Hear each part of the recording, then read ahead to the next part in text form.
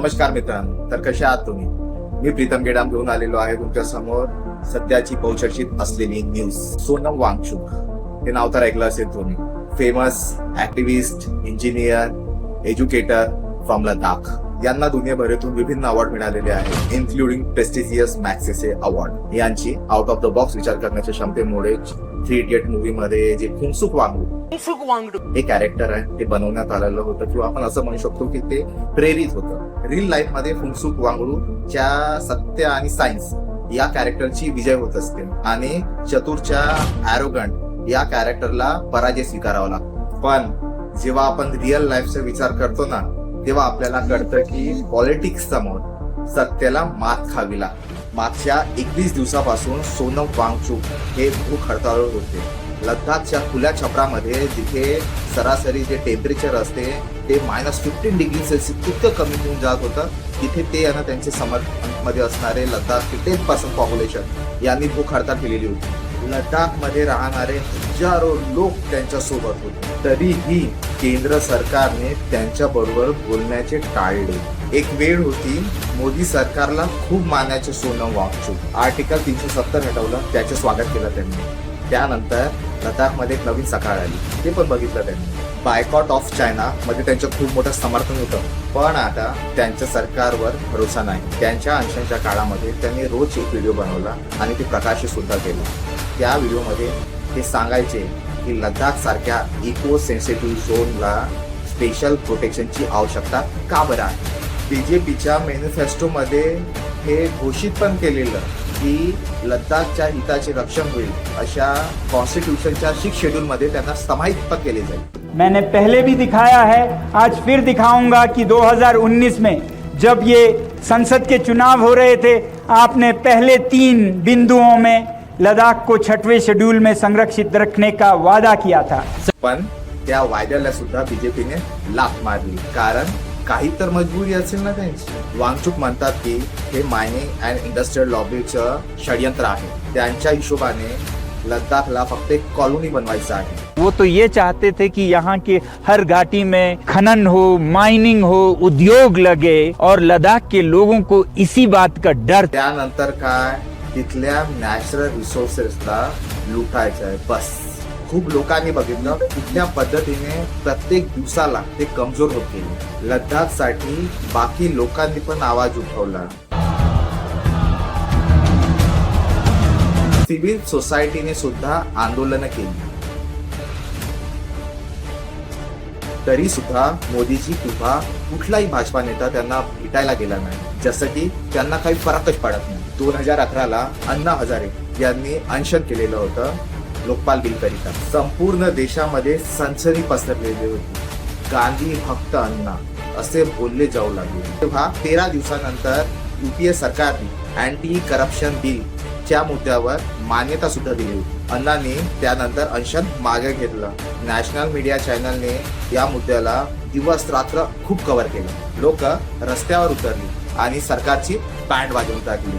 तो पण काय टाइम होता ना. एक वेळ होती स्टुडंट असो किंवा कुणी पण जो कुणी प्रदर्शन करायला यायचं तर वी आर सिटीजन, आपल्याला फरक पडायचं. सरकार काही ना काही ऐकायची, कुठला तरी निष्कर्ष तर निघायचा. आजच्या तारखेला इतक्या मोठ्या आंदोलनाला मेन स्ट्रीम मीडियाने ब्लॅकआउट करून घेतलं. त्यावेळेला नेता मंडळी बोलायला तरी जात असायची आणि आता तर पूर्णतः इग्नोर करायचं निश्चित केलेलं आहे. राहणीमान याप्रमाणे आहे की मरत असाल तर मरा, आम्हाला फरक पडत नाही. आणि हा, दिल्लीकडे यायचा विचार जरी कराल ना तुम्ही, तर त्यानंतर आम्हाला फरक पण पडेल आणि मग आम्ही तुम्हाला नाबूद पण करू. मणिपूरमध्ये मागच्या काही महिन्यामध्ये 200च्या वर लोकांचे जीव गेले. स्टेट मागच्या वर्षीच्या मे महिन्यापासून जडतो आहे, तरी आता पण तिथले हालात सुधारलेले ना. काय यावर सरकार असो, मीडिया असो, कुणी पण सिरियसली यावर बोलताना बघितलं आहे. छत्तीसगडच्या हसदेव जंगलाला वाचवण्यासाठी खूप मोठे आंदोलन सुरू आहे. हे तुम्हाला माहिती आहे का? ओके, जाऊ द्या. तुम्हाला वाटत असेल या तर छोट्या मोठ्या लोकल लेवलच्या न्यूज आहे. ठीक आहे, मोठ्या लेवलवर बोलूया. MSP करिता शेतकरी दिल्लीला येणार होते, पण त्यांचं स्वागत या पद्धतीने केलं. एक तर त्यांना दिल्लीमध्ये येण्यात नकार दिला, वरून रस्त्याचं खोदकाम करून ठेवलं. मग त्यानंतर काय तर टियर गॅस बम त्यांच्यावर सोडण्यात आले. तो अनेक वेपन्सचा पण यूज त्यांच्यावर करण्यात आला.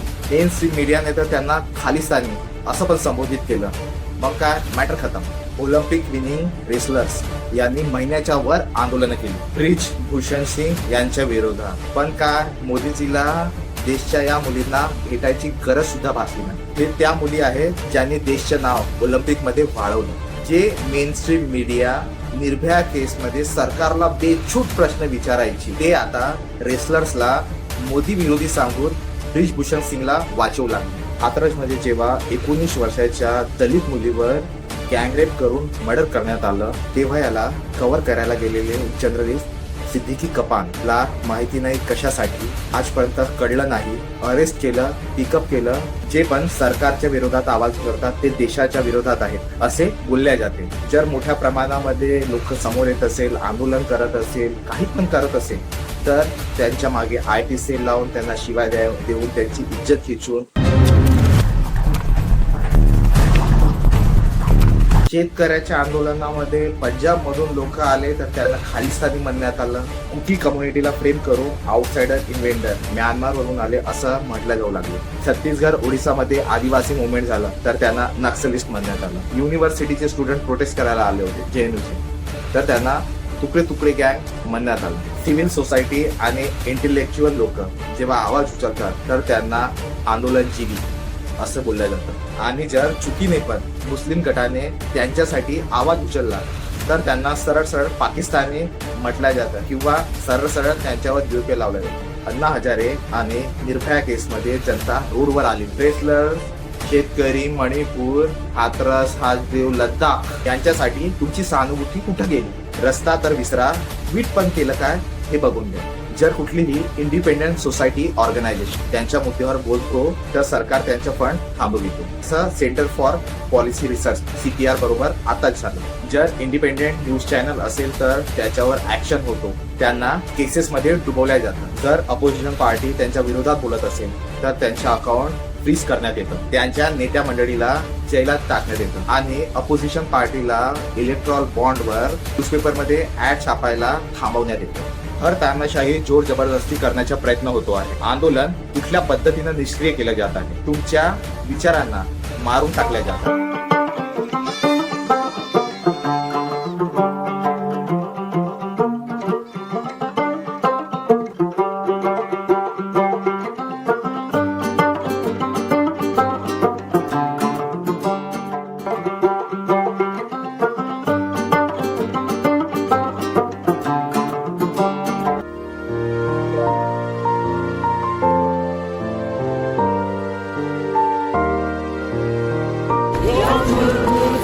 Malo dala se, lo dala toque.